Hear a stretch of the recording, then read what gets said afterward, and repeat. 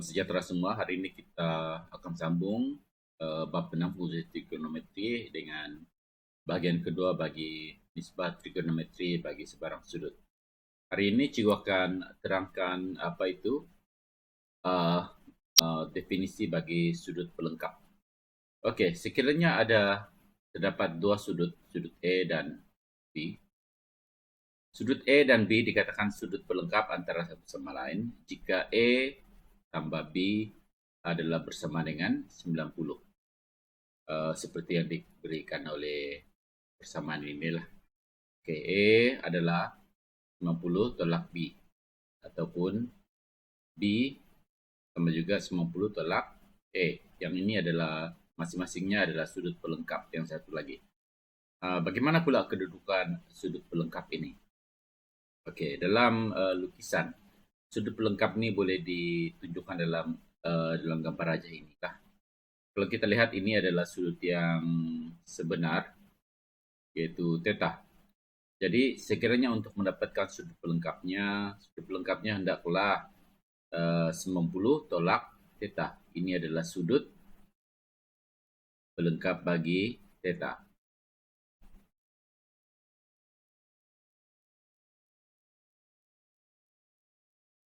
Pelengkap. Okey. Seterusnya. Oleh itu, daripada konsep ini, kita dapatlah mencari untuk sin theta, sudut pelengkapnya adalah cos 90 tolak theta. Ini yang pertama. Yang kedua adalah cos theta, sudut pelengkapnya adalah sin 90 tolak theta. Okey, untuk tangent, kita akan dapati bahawa dia sudut pelengkapnya adalah cot 90 tolak theta. Dan untuk sec theta, sec adalah 1 per cos. Dia punya sudut pelengkap adalah 1 per sin cosec 90 tolak theta. Dan sebaliknya untuk cosec, dia punya sudut pelengkap adalah sec 90 tolak theta. Manakala untuk cot theta, sudut pelengkapnya adalah tan 90 tolak theta. Jadi satu bulatan itu boleh dibagi kepada 4 sukuan. Kalau masih ingat lagi yang cikgu cakap tu, 4 sukuan. Sukuan 1 hingga 4. Yang mana untuk sukuan yang pertama, sudut di antara 0 dan 90 itu yang merupakan sudut tirus berada pada sukuan pertama. Okay, sudut tirus. Untuk sukuan yang kedua, sudut cakah. Jadi sudut cakah. Okey. Untuk pada sukuan ketiga pula, jika sudut berada pada 180 di antara dengan 270, dia dikenali sebagai sudut refleks. Sudut refleks. Begitu juga dengan sudut yang berada di antara 270 dan 360, juga pada sukuan keempat dikatakan sebagai sudut refleks. Okey. Yang ini apa artinya? Yang ini sebenarnya adalah sudut untuk reference, sudut reference lah, ataupun sudut rujukan. Sudut rujukan ini boleh didapati kalau pada sukuan pertama ini dia adalah sama dengan theta. Lepas itu pada sukuan yang kedua, dia adalah sudut rujukan boleh dicari dengan 180 tolak dengan sudut theta itu. Untuk sukuan yang ketiga, sudut rujukan boleh didapati dengan penolakan sudut theta itu menolak dengan 180, iaitu di antara sinilah. Dan yang terakhir, sudut rujukan bagi sukuan yang keempat adalah 360 tolak dengan theta. Nah, Apa dimaksudkan dengan sudut rujukan ini? Kalau kita lihat yang setiap diagram yang ini, didapati bahwa sudut rujukan adalah sudut di antara paksi X dan yang lengan hipotenus ini. Itu juga yang kedua nih, lengan hipotenus dan sudut di antara lengan hipotenus dan juga paksi X. Ini paksi X, sudut hipotenus adalah sudut rujukan. Begitu juga dengan yang ini, sudut rujukan adalah di antara lengan hipotenus dengan paksi X. Jadi dia bila kita sebut tentang sudut rujukan, ia adalah sangat penting karena semua soalan-soalan yang kita akan buat nanti, kita akan mencari dia punya sudut rujukan sebelum dapat menjawab soalan. Oke. Seterusnya, ini adalah secara ringkas apa yang telah Cikgu cuba sampaikan tadi. Jika dilihat pada sukuan yang pertama, sin,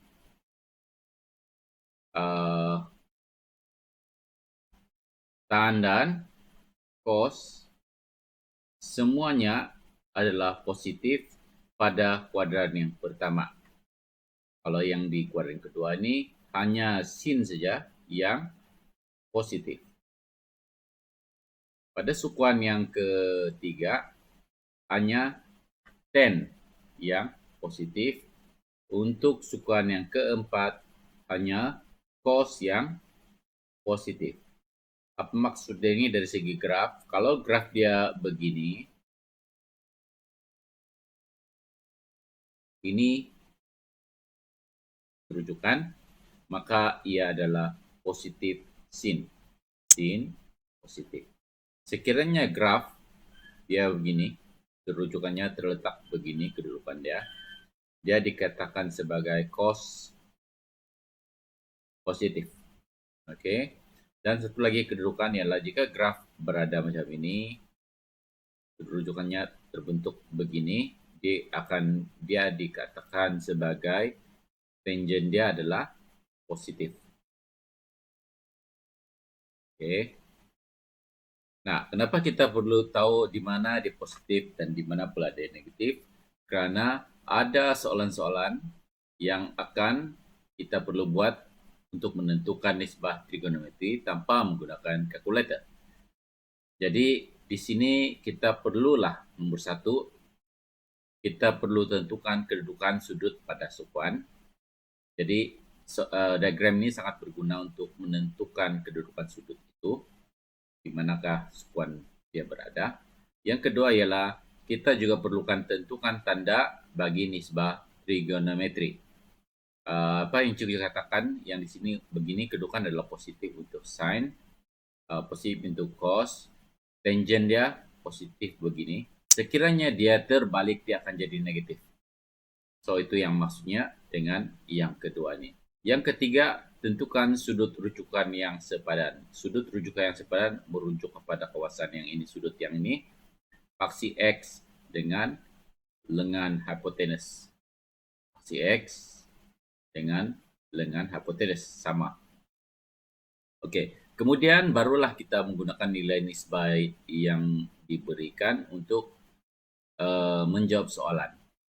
Okey, bagaimana ini dilakukan? Kita lihat contoh 8. Contoh 8 ni daripada muka surat 197 buku teks. Okey. Okey, di sini diberikan sin 30 adalah bersamaan dengan 0.5 dan cos 30 adalah bersamaan dengan 0.866. Cari nilai bagi yang berikut. Soalan A, sek 150. Jadi apa yang kita mau mulakan dia ialah kita perlu melukis dulu dan mencari di manakah kedudukan 150 ini. Okey, ini adalah untuk X, ini adalah Y. Jadi sek 150 ada bermula daripada sini dan dia akan sampai ke sini. Dia akan masuk ke kuadran yang kedua. Kuadran kedua 150. Oleh itu, untuk mendapatkan sudut rujukan dia, adalah bersama dengan 150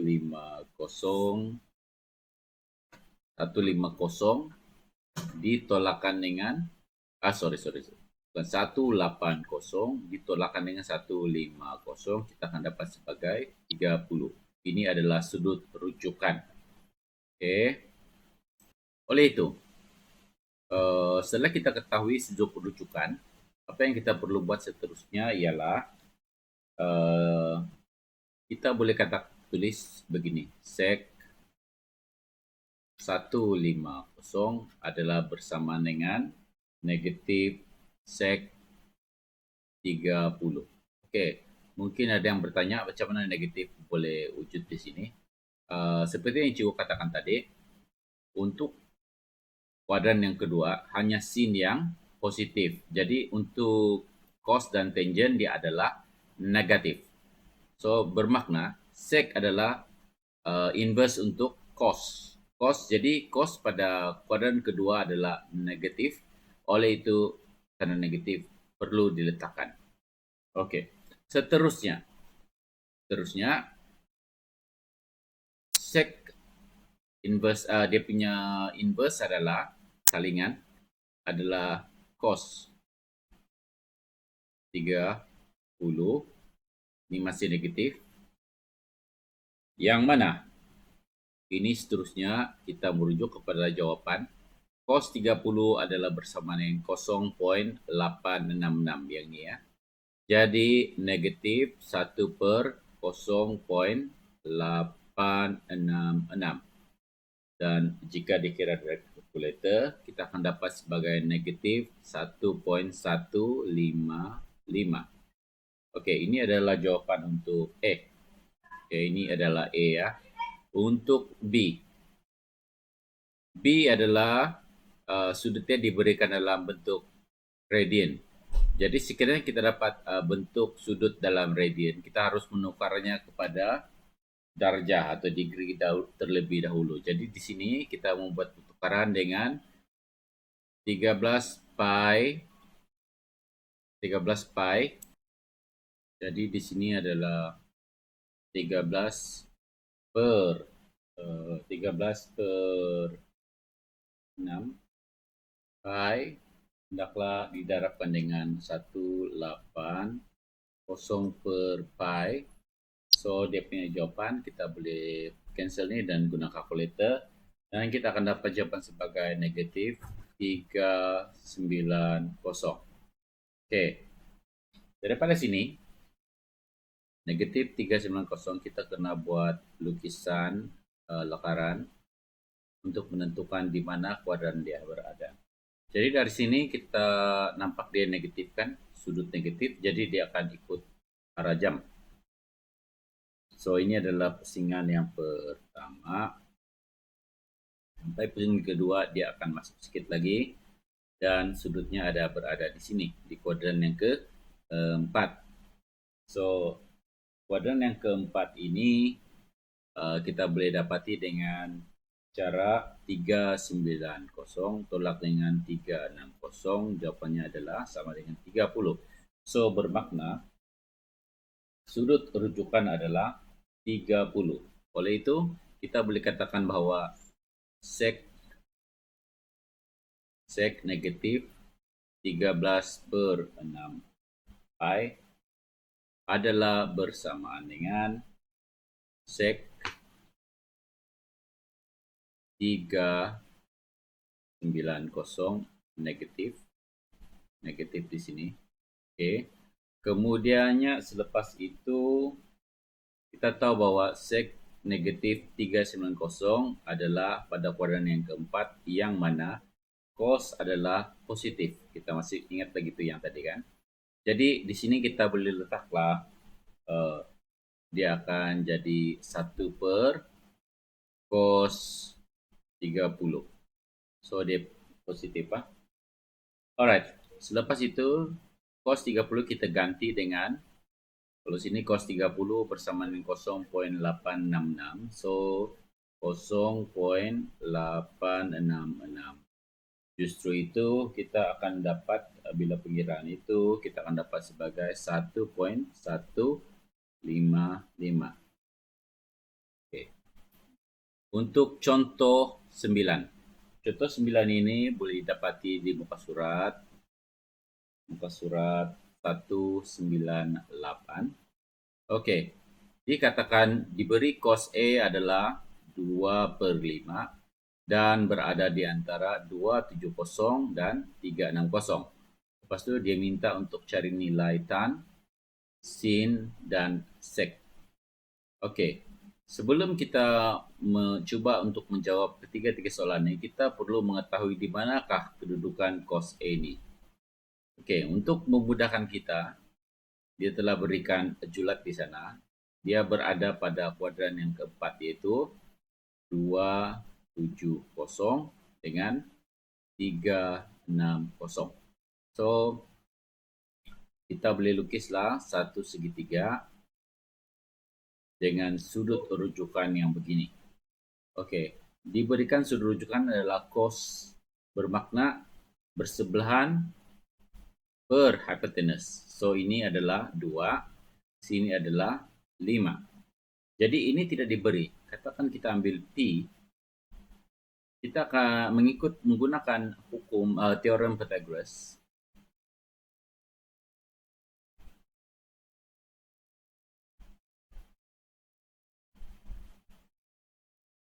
Kita tahu bahwa 5 kuasa 2 adalah sama dengan 2 kuasa 2 ditambah dengan P kuasa 2. Yang ini kita susun balik, P kuasa 2 adalah 5 kuasa 2 tolak dengan 2 kuasa 2. Dan seterusnya P adalah punca kuasa 5 kuasa 2 tolak 2 kuasa 2 yang akan dapat sebagai punca kuasa 21. 5 kali 5 is 25 tolak dengan 4. So, dapat 21. Alright, ini adalah nilai P. Punca kuasa 21. Okey. Oleh kerana dia berada pada, ini adalah pada kuadran keempat, maka sin dia adalah negatif lah. Kan? Negatif. Tapi ini di bawah, negatif lah. Ini positif, ini sentiasa positif. Jadi, setelah mengetahui ketiga-tiga nilai itu, sini, sini, dan sini, bolehlah kita terus menjawab soalan. Ini A, diberi tan A. Tan A mengatakan opposite per adjacent. Jadi, negatif punca kuasa 21 dibahagikan dengan 2. Selesai soalan A. Untuk soalan B adalah sin A. Sin A adalah negatif adjacent per hypotenuse. Betul? Jadi, negatif punca kuasa 21 dibahagikan dengan 5. Selesai soalan yang ke B. Yang ke C. Ini sec A. Okey, untuk sec A, kita tahu 1 per cos A. Oleh itu, 1 per cos A adalah bersamaan dengan ada orang. 1. Sekejap. Jadi, 1 per cos A ini, kita ulang balik, kita tulis sini. Sec A adalah bersamaan dengan cos adjacent per hypotenuse. So, dia akan dapat sebagai 1 bagi 2 per 5. Jadi, jika disilangkan, dia akan jadi 5 per 2. Okey, kita selesai sudah untuk yang ini. Jadi, untuk hari ini, cikgu harap kamu lihat latihan pada muka surat 121 hingga 131. Buat soalan nombor 1 hingga 8. Okey, sekian dan terima kasih.